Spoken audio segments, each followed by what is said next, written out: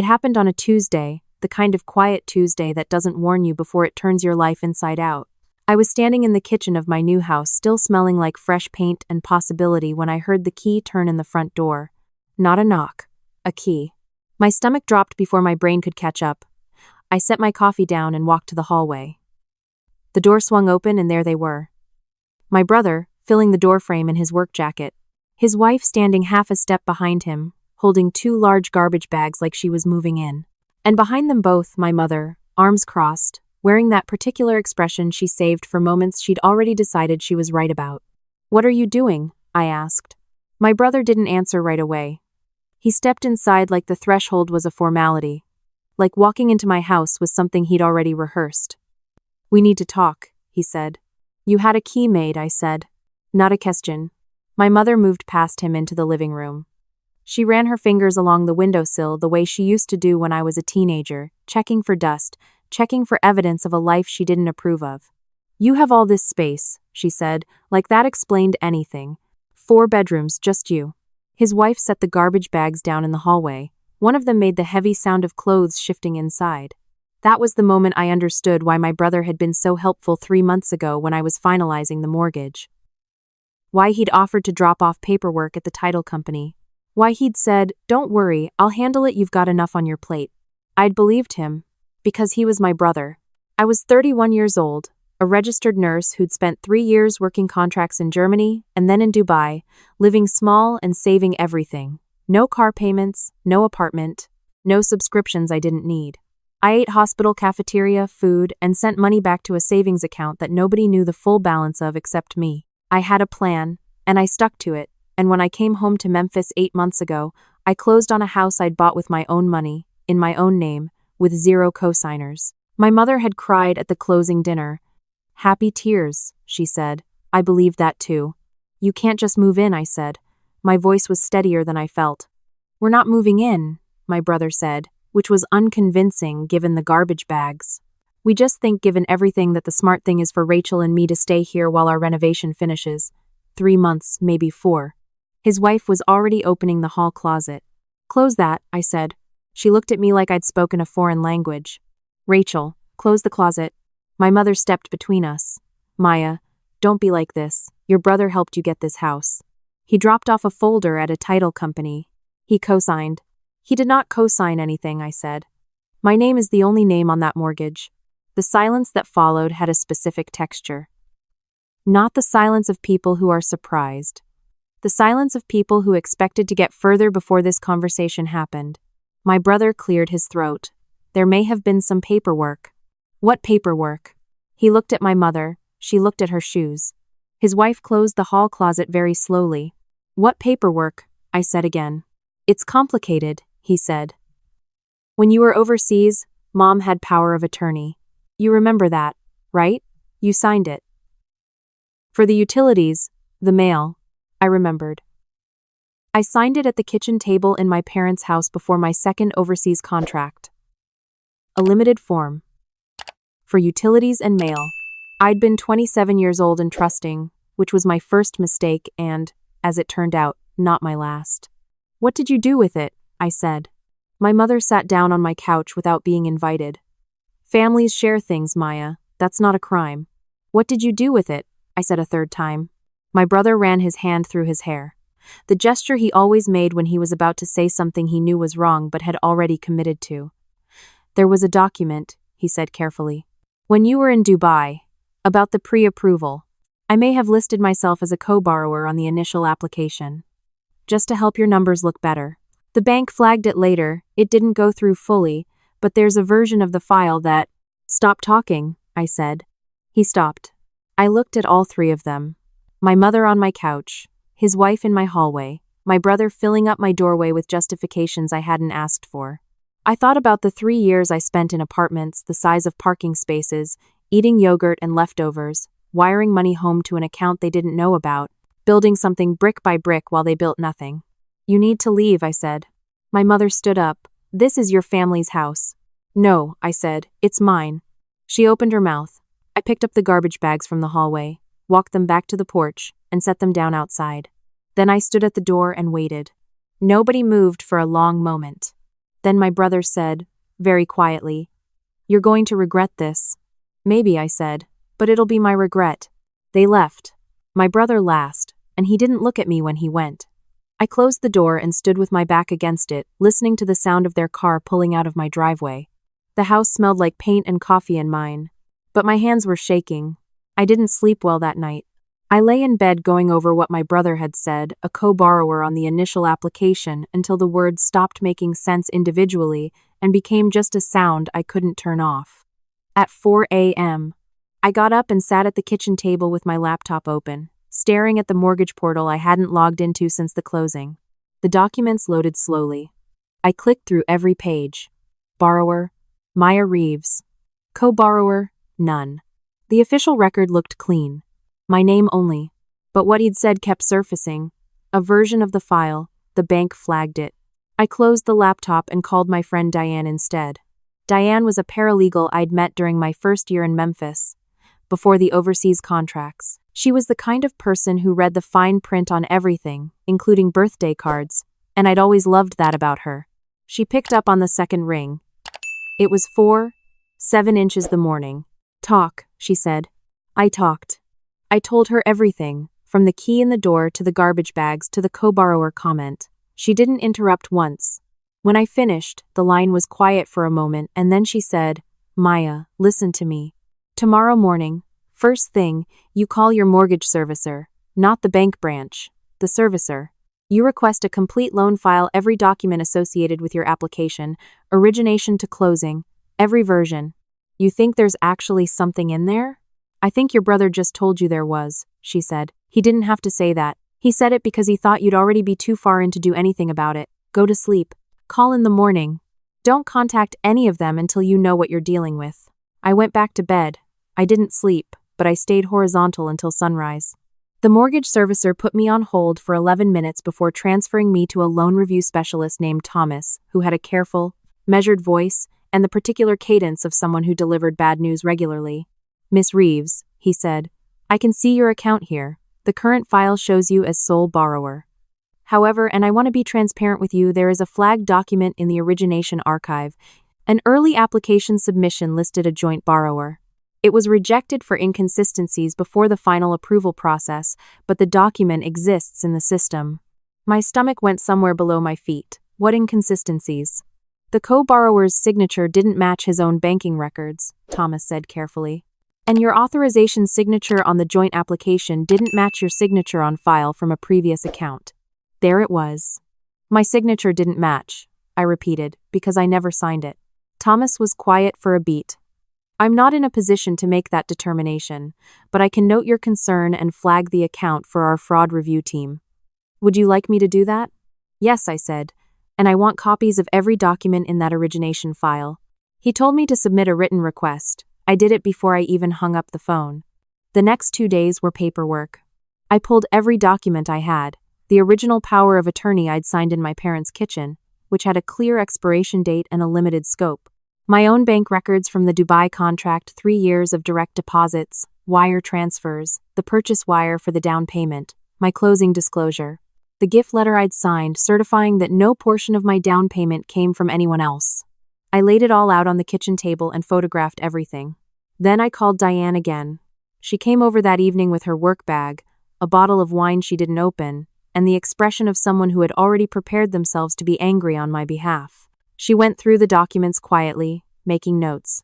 At one point she looked up and said, "The power of attorney expired 4 months before the joint application was submitted." "I know. So even if the signature wasn't forged, which it was, the authorization didn't exist anymore." "I know." She set her pen down. "Maya, this isn't just a family overstepping. This is fraud. Attempted mortgage fraud." I'd known it since Thomas said the word inconsistencies. But hearing Diane say it out loud made it sit differently in the room. "What do I do?" I said. "You get a lawyer," she said. Tomorrow morning. I know someone." The lawyer's name was Sandra Okafor. She worked out of a small office near Midtown and had the energy of someone who had stopped being surprised by people a long time ago. She listened to everything in under 20 minutes, asked 4 precise questions, and said, "You have a strong case. The timeline alone invalidates the power of attorney use. The signature discrepancy corroborates misrepresentation. And your financial records are unusually clean. 3 years of documented savings is more evidence than most people walk in here with. What happens now? First, I send a letter to the mortgage servicer formally disputing the document and requesting it be quarantined from your file. Then we file a complaint with the Consumer Financial Protection Bureau, which creates a federal paper trail. Then we contact your brother directly, not to confront, to inform so he understands what he's looking at legally. She paused and looked at me steadily. Do you want to pursue this criminally? I thought about my brother at my front door with garbage bags. His wife opening my closet, my mother sitting on my couch like she'd always planned to. I want them out of my life, I said, legally and permanently. Sandra nodded. Then let's make the paperwork do the talking. While Sandra worked, the social media campaign started. I found out from a text from my cousin, who sent me a screenshot without comment. My brother had posted a long status update, a photo of himself and his wife in front of their renovation project, half-finished drywall behind them, the caption reading, "Some people forget where they came from when they start doing well. Praying for unity and grace in our family." 37 likes in 2 hours. Comments full of people I'd grown up around saying things like family first and blood is thicker than water, and hope things get resolved in that particular tone people use when they've only heard one side. My mother had commented, "A house is just a building. Family is everything." I read it twice. Then I put my phone face down on the counter and went for a walk around the block in the November cold until my pulse came down. When I got back, there was a voicemail from my mother. She sounded composed, reasonable, the voice she used when she was performing maturity. "Maya, honey, I think we all got off on the wrong foot. Your brother only ever wanted to help you. He put himself on that application because he was afraid you wouldn't qualify a loan. He was trying to protect you. That's what family does. Please call me back." I saved it in a folder I labeled documentation and did not call her back. The next day, a message from my aunt, someone I hadn't spoken to in 2 years. "I don't know what's going on, but your brother seems really hurt. Whatever happened, maybe you could just let it go. Life is short." I didn't respond to that either. My brother texted once, late at night, "You're making this into something it doesn't have to be." I forwarded it to Sandra. On a Thursday afternoon, 8 days after the key in the door, Sandra called me with news. The mortgage servicer's fraud review team had completed their initial assessment. The joint application document had been officially flagged as containing an invalid authorization. The power of attorney predated the document but had already expired, and the signature comparison had returned a mismatch. The servicer was removing the document from my primary file, issuing a written acknowledgement that I was the sole and exclusive borrower of record, and referring the matter to their compliance department. "What does that mean for my brother?" I asked. "It means there's now a federal compliance referral attached to his name in connection with a mortgage document," Sandra said. "Whether that goes further depends on whether the compliance team decides to escalate to the DOJ. That's out of my hands and frankly out of yours. But your ownership is clean, unambiguous, permanent." I sat down on the kitchen floor. Not because I was overwhelmed, just because sitting on the kitchen floor felt like the right response to something ending. "Thank you," I said. "You did the work," she said. "I just organized it." The dinner invitation came from my mother 2 weeks later. No context, no explanation, just a text that said, "Sunday dinner. Come if you want to try to fix things." I sat with it for a day. Then I went. The house smelled the same as it always had: pot roast, old carpet, the particular kind of warmth that lives in houses that have been heated by the same radiator for 20 years. My mother had set the table with the good dishes. My father was there, which surprised me. He'd been quiet through most of this. Absent in the particular way he went absent whenever things got difficult. My brother and his wife sat on one side of the table. An empty chair had been left for me across from them. My mother brought food out and sat down, and for about 4 minutes everyone talked about nothing. The renovation, the weather, a neighbor's new dog. Then my brother said, "We never meant for it to hurt you." I looked at him. "What did you mean for it to do?" He shifted in his chair. You were so far away. The market was moving fast. I thought if I attached my name to the initial pull, it would give you a better shot. I was going to remove it before closing. But you didn't. The broker moved faster than I expected, and then the bank flagged it, and it got complicated, and I thought it would just disappear into the paperwork. His wife was very quiet. She'd been quiet since she sat down. "And the key?" I asked. My mother looked at the table. Mom gave us a copy when you were still deciding on the house, my brother said. She said you'd probably want family to have access. I looked at my mother. She met my eyes for a moment, then looked away. I was trying to help, she said. You gave someone a key to my house without asking me. You would have said no. That's why you should have asked, I said. The table was quiet. My father cleared his throat and said nothing. I placed Sandra's letter, the official written acknowledgement from the mortgage servicer, on the table next to the bread basket. Not to wave it around, just so it existed in the room with us. I'm not here to punish anyone, I said. I'm here because I wanted you to know what I know, face to face. My house is mine. The documentation is permanent. A federal compliance referral has been filed. I didn't file a criminal complaint, and I'm not planning to, but that's a decision I can revisit. My brother's face had gone a color that wasn't quite white. What I want, I continued, is for this to be the last conversation we have about my property. I want the key back, both copies, if there are two. And I want to be treated like an adult who makes her own decisions, or I want to not be treated to anything at all. My mother's voice went soft the way it did when she was deciding between tears and anger. You sound like a stranger, she said. I sound like someone who's finally decided what she sounds like, I said. My father quietly, unexpectedly said, she's right. Everyone looked at him. He didn't look up from his plate. She bought that house herself. We all know that. He picked up his fork. Give her the key back. My brother reached into his jacket pocket. He placed a key on the table next to the letter. One key. There's one copy, he said. That's it. I picked it up and put it in my pocket. We finished dinner mostly in silence. Not the hostile kind, just the kind that settles over a table when something real has been said and everyone is deciding how to carry it. My mother refilled water glasses without being asked. My brother's wife complimented the pot roast. My father ate his food and said nothing else, which in his language meant everything he'd already said. When I left, my mother walked me to the door. She stood on the porch in the cold without her coat on, arms folded against her chest. She looked smaller than I remembered. Or maybe I just saw her more clearly now. I just wanted everyone taken care of, she said. I know, I said, but I'm not a resource. I'm your daughter. She didn't answer. I walked to my car, and she stood on the porch watching until I turned the corner. The drive home was long and very quiet. Memphis at night had a particular quality of light, warm, and a little hazy, the kind of city that looked better after dark. I drove without music, which I almost never did, and I let the silence take up space instead of filling it. When I got home, I locked the front door behind me. Deadbolt and chain. Diane texted. How was it? I replied, survivable. She sent back. That's usually how winning starts. I smiled and set my phone down and stood in the kitchen for a while, not doing anything in particular. The house was the same as I'd left it. Dishes drying on the rack. My nursing bag by the door.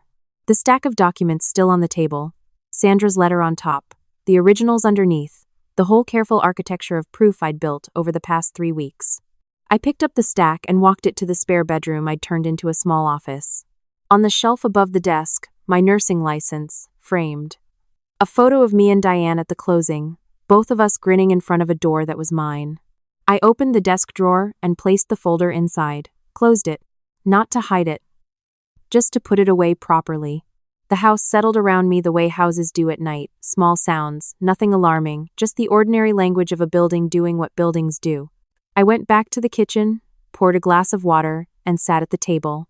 I thought about the 3 years abroad, the tiny apartment in Frankfurt, the even tinier one in Dubai.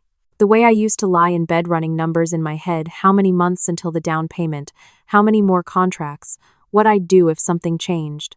The discipline of it, the quiet daily work of wanting something and refusing to let the want be louder than the plan. I hadn't thought of those years as sacrifice at the time. I'd thought of them as construction. Sitting in my kitchen at nearly midnight, I understood that was exactly what they'd been.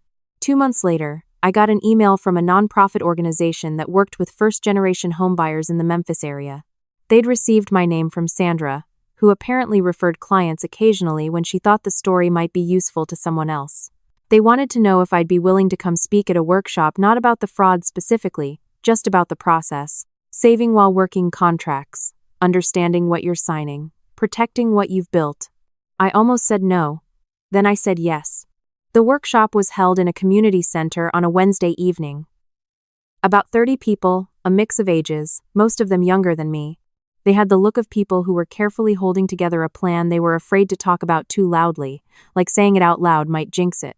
I talked for about 40 minutes. I told them about the Frankfurt apartment, about the spreadsheet I kept on my phone that I updated every time I moved money, about the power of attorney I signed without reading carefully enough, and what happened when I came home. At the end, a woman in the front row, maybe 25, raised her hand. What if your family doesn't understand why you're doing it separately, why you won't let them help? I thought for a moment. You can love someone, I said, and still understand that letting them into your finances is a different decision than loving them. Those two things can both be true at the same time. She nodded slowly, writing something down. Afterward, the program coordinator shook my hand and said, "Would you consider coming back next month?" I said I would. Spring came and the house started to feel less new and more like itself. I planted something in the front yard, nothing dramatic. Just a small rose bush. My neighbor had been dividing from her garden, and I watched it take root over the next few weeks with a kind of satisfaction that surprised me. My brother texted once in March. No subject, just, "Hope you're doing okay." I thought about it for a day. Then I replied, "I am. Hope the renovation is going well." He said, "Almost done." That was the whole conversation. It was the most honest exchange we'd had in years. My mother called on my birthday. She kept it short, "Happy birthday. I made your grandmother's pound cake if you want to come by, no pressure." I said I'd think about it. I did think about it, and 2 days later I went, and we sat in the kitchen and ate cake and talked about the rose bush and her neighbor's new fence and a show she'd been watching. And neither of us said anything that mattered, and somehow it was still okay. There were things between us now that hadn't been said and probably wouldn't be. A layer of knowledge that changed the shape of things without dissolving them completely. She knew that I knew what she'd done. I knew that she knew I wasn't going to pretend otherwise. We were negotiating the terms of something new. And it was awkward and imperfect and maybe as good as it was going to get. I drove home with half a pound cake in a container and the windows cracked in the April air and something in my chest that I decided to call enough. There was an evening in May when I sat on the back porch of my house with a glass of iced tea and nothing in particular to do. The neighborhood was doing its usual quiet weekday things. Someone mowing 2 yards over. A dog barking once and then deciding not to continue. The sky going from blue to the particular shade of orange that belongs to southern late afternoons. I thought about the moment I first walked through this house. The realtor had handed me the key, the real key, the original key, and I'd stood in the empty living room, listening to the silence of it. Rooms that hadn't been claimed by anything yet. Space that was just space, waiting. I thought then that it felt like a beginning, which it was. What I hadn't known yet was that it was also an ending. Of something I'd spent a long time carrying without naming. The version of myself that handed over paperwork without reading it. That gave out copies of keys because saying no felt unkind. That mistook access for love and confused letting people in with being loved by them. That version hadn't survived the year intact. The one that had was quieter, more careful, better at sitting on a porch in the evening and just being in a space that was hers. Inside, the desk drawer was still locked. The folder was still in there, Sandra's letter, the originals, the whole careful record of what happened. I didn't look at it anymore. But I didn't throw it away either. Some things you don't display. You just keep them somewhere safe, so you remember why you stopped letting people take what you'd already fought for. The rose bush by the front door had put out its first bloom that week, small, a little uneven, nothing like the photographs on the label. But it was mine, and it was alive, and on the right kind of afternoon it caught the light in a way that made you want to stop and look at it. I finished my iced tea. I went inside. I locked the door deadbolt, chain not out of fear, just out of habit. The good kind,